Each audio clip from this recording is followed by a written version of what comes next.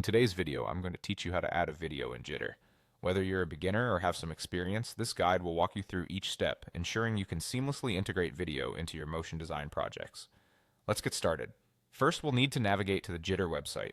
Jitter is a fast and simple motion design tool available on the web, making it accessible and convenient for users to create dynamic projects from anywhere. Once you reach the site, you're greeted with an intuitive interface. To proceed, look for the option labeled My Files. Clicking on this will lead you to your personal file management space within Jitter. Here in your Files area, you'll have the opportunity to organize and create new content. To add a video, you'll first need to create a new file. Find the Create New File button, which is typically easy to spot, and give it a click. This action prepares your workspace for new multimedia elements. Now it's time to incorporate your video. Jitter allows you to add different types of layers to your projects, including image or video layers.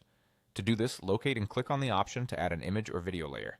When you click, a window will pop up, prompting you to upload your video file. This is a straightforward process. It's as simple as selecting the file from your device that you'd like to integrate into your design. Once your video file is uploaded, you can begin to truly visualize how it will look within your project. It's important to ensure that everything is playing smoothly.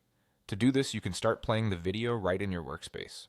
By previewing your work, you can catch any necessary adjustments or tweaks to enhance the overall flow and impact of the final product. As you test your video, take note of how well it complements your other design elements. Jitter's interface is designed to be intuitive, allowing you to manipulate and edit your video and images efficiently. Feel free to experiment with various settings to achieve the desired aesthetic or effect. In summary, adding video to Jitter projects is a simple and efficient process. With these steps, you should be able to include engaging video content alongside your other design elements, enhancing the overall quality and dynamism of your projects.